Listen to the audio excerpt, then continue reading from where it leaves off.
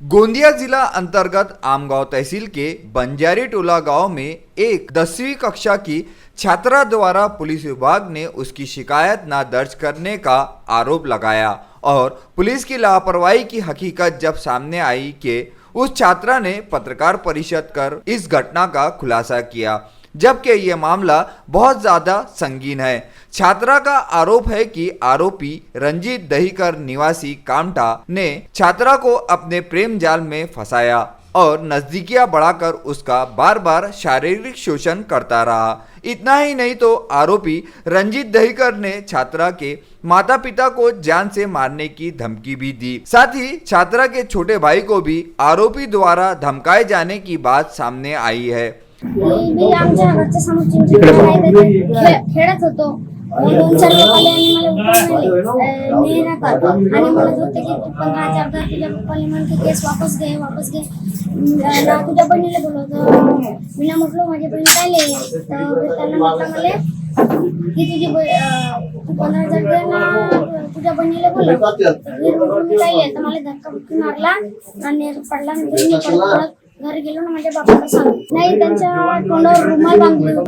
छात्रा ने डर के मारे आरोपी की हवस के सामने मजबूर होकर अपने आप को समर्पित करती रही, किंतु पिछले दिनों छात्रा के माता पिता बाहर गांव गए थे और आरोपी को इस बात की खबर लगते ही आरोपी रंजीत दहीकर ने फिर से छात्रा को अपने साथ ले जाकर 2 दिनों तक उसके साथ शारीरिक संबंध बनाए। माता पिता जब वापस लौटे तो बेटी को निवास पर ना पाकर छानबीन की, तब ये भांडा फूटा और छात्रा के निवास पर वापस आने के बाद सारी हकीकत माता पिता को पता चली। माता पिता और छात्रा जब पुलिस स्टेशन में इस घटना की शिकायत करने गए तो पुलिस विभाग ने पूरे दिन माता पिता व छात्रा को पुलिस स्टेशन में बिठाकर रखा और उनकी शिकायत तक दर्ज नहीं की। आता पण सर तुम्ही मला साधा पोलीस स्टेशन पण मला साधा असं वाटत होतं आणि पोलीस स्टेशनवर जाण्यावर सगळे माझ्या आणि की मला वाचवतील असं वाटत होतं सर मला।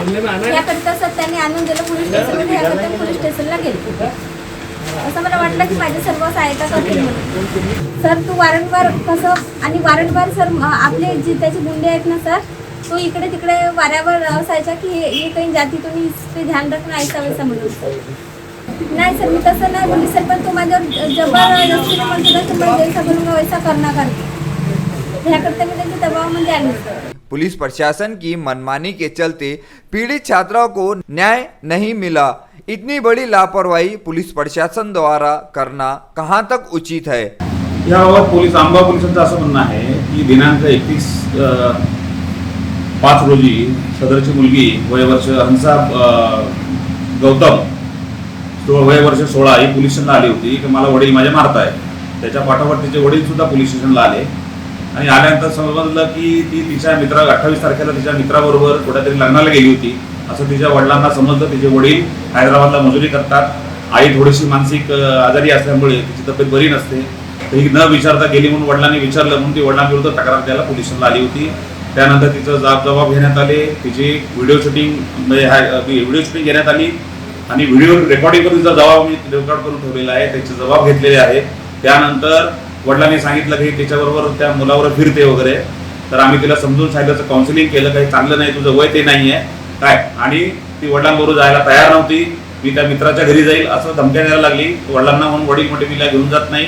मग तिला आम्ही शेवटी CWC समोर महिला बाल कल्याण समितीसमोर हजर करून तिला रिमांड होममध्ये चिल्ड्रन होममध्ये पाठवायचं ठरवलं। त्यानंतर तिला रात्रभर आम्ही पोलिसांना थांबवलं, एक दिवस तिला शेल्टर दिला, दुसऱ्या दिवशी तिने सांगितलं की नाही मी वडिलांबरोबर जायला तयार आहे, माझी काही तक्रार नाही।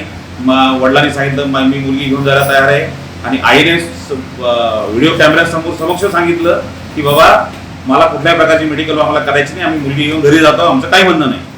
पोलीस तिने आपल्याकडे पत्रकार परिषद घेऊन जे आरोप लावले पोलिसांचे ते आरोप सगळे खोटे आहेत आणि आम्ही ते सर्व स्टेटमेंट रेकॉर्ड करून ठेवलेले, डायरी एंट्रीज वगैरे करून ठेवलेले आहेत, जिसके चलते माता पिता छात्रा ने पत्रकार परिषद कर न्याय की गुहार लगाई। VCN news bureau Amgaon.